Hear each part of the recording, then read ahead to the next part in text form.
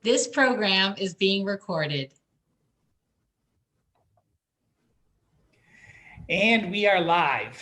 Hello, parents, kids, and my fellow doctors, and welcome to the December 2020 Walk with the Doc Kids Time from the Nevada chapter of the American Academy of Pediatrics, which we call the Nevada AAP for short. My name is Dr. Terrence McAllister, and I'm a pediatrician at Desert Valley Pediatrics in Las Vegas. I am also the Walk with the Doc Las Vegas coordinator for the Nevada AAP. Most of the year, we meet at the beautiful Springs Preserves, but from June to September, we head up to the amazing Mount Charleston Spring Mountain Visitor Gateway to escape the extreme summer heat in the Las Vegas Valley, which we are not feeling today, fortunately.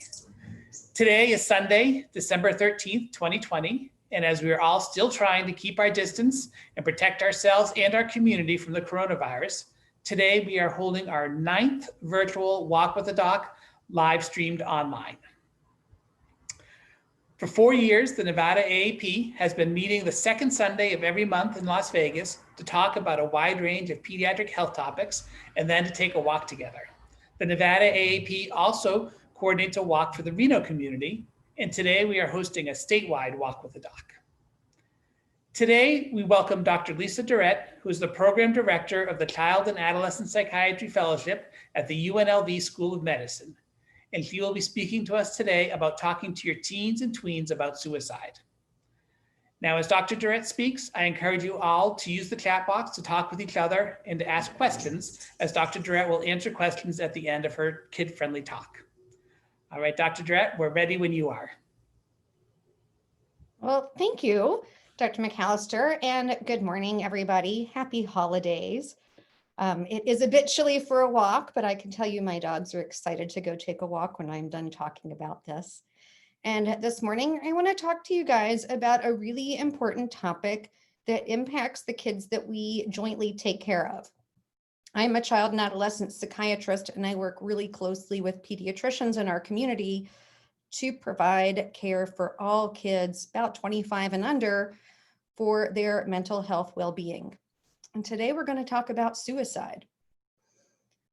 So suicide is a tough topic, but what's more important in my talk are going to be some tips on what to do, what to look out for, and how to potentially prevent suicide in your communities and in your families.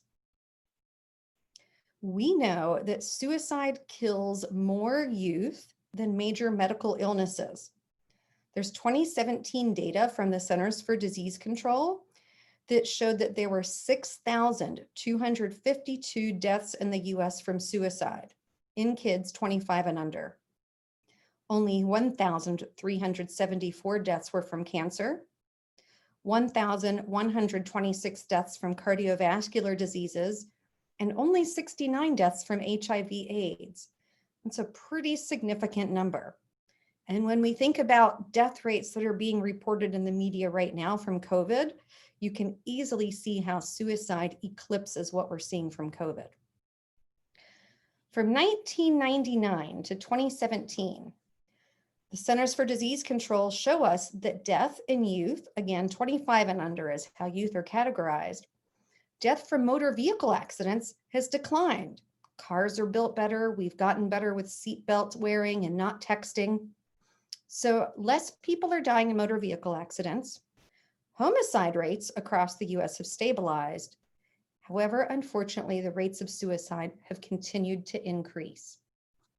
It's the second leading cause of death in youth behind what's called unintentional injury, accidents of all sorts. So those are some sobering numbers. Let's talk about what we can look for. So in our younger kids, ages 6 to 11, suicide attempts are often happening in an impulsive fashion. They're not thinking, they're just reacting, but unfortunately, some of those reactions can be deadly. And these impulsive reactions are oftentimes connected with feelings of anger, sadness, and confusion. Think about what's happening in the world today and how often our kids ages 6 to 11 are encountering anger, sadness, and confusion. In adolescence, the patterns are a little bit different. And suicide is more often connected with pressures to succeed, a sense of loss, feeling disappointment both in oneself and perceived disappointment from others, financial worries, overall stress, and self-doubt. And again, if you step back and think, all of these feelings and experiences have escalated across our youth since the COVID pandemic. And sadly, we've seen an increase in completed suicides, both here locally in Southern Nevada and nationally. And these are suicides in kids far under the age of 18.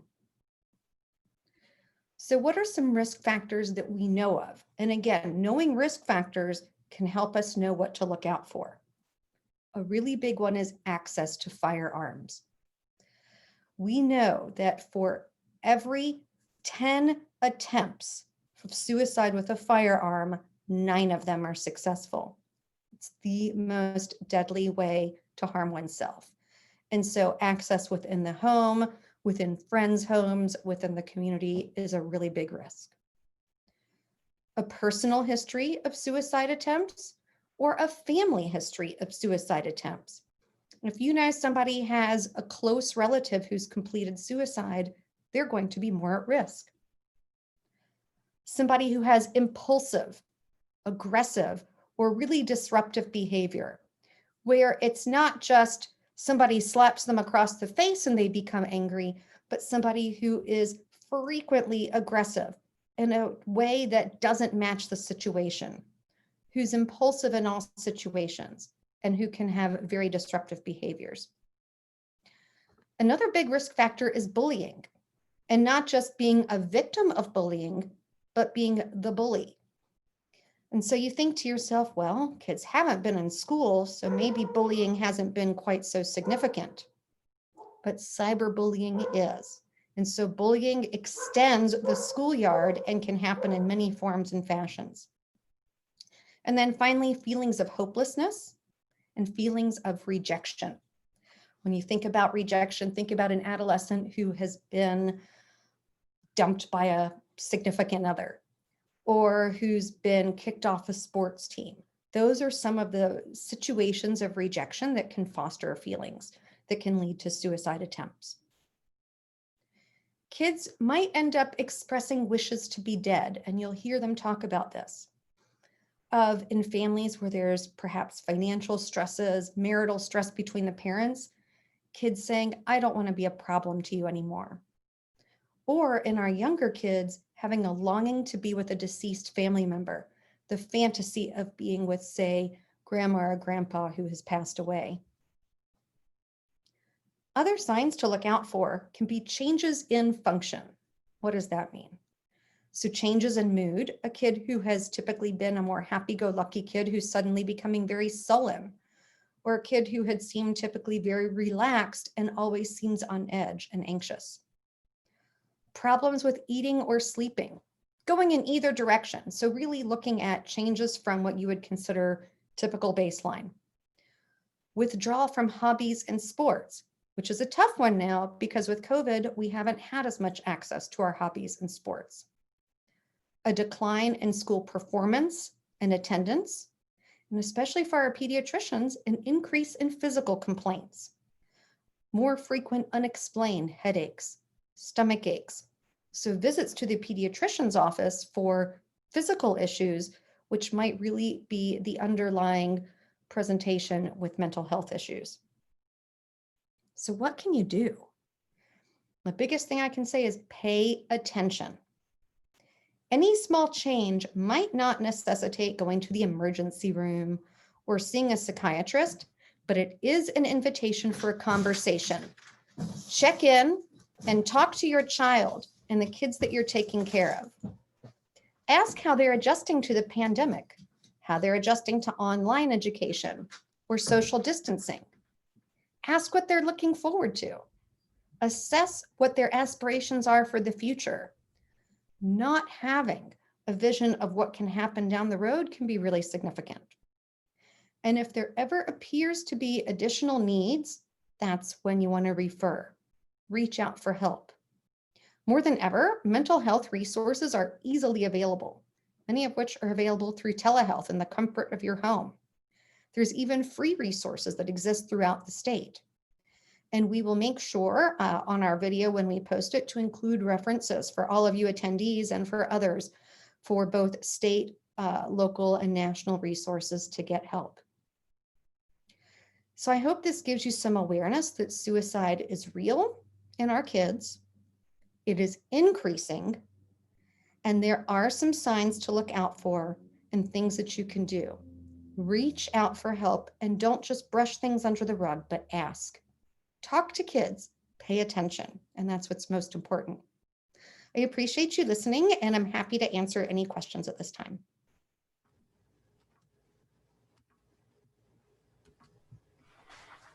All right, well, thank you very much. And we do have some questions that we'd like to present to you. The first one is, what does it mean if my child is cutting themselves or hurting themselves on purpose? That is a really good question. So cutting falls under the topic or the title of what's called non-suicidal self-injury. That can include cutting, burning, or anything a child does to harm themselves, but not with the intent of suicide. So since about the early 2000s, we have been able to, in the research and our understanding, see that non-suicidal self-injury is a separate entity from suicide attempts. In adolescence, rates of non-suicidal self-injury go along with people that have higher rates of emotional distress, negative emotional states, so depression, anxiety, and what's called emotional dysregulation. And again, it's reactions to situations that don't match the situations, becoming extremely sad, despondent when it doesn't seem to match. Non-suicidal self-injury is really common in people that are prone to self-directive negative emotions and self-criticism. So those kids that are really hard on themselves, that are constantly self-criticizing.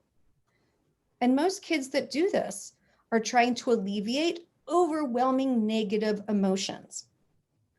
About half of people that self-injure are doing so as a form of self-directed anger or self-directed punishment. And finally, there's a group that we see, and it's the smallest group of people that do this, that self-injure out of a desire to influence other people or to give a sign, a physical sign of their emotional distress, like a cry for help. What's most important is that most people who self-injure are doing so without having any desire to end their life. And that's why it's important to ask questions, to understand what underlies the behavior of the cutting and burning, and then to address that underlying issue.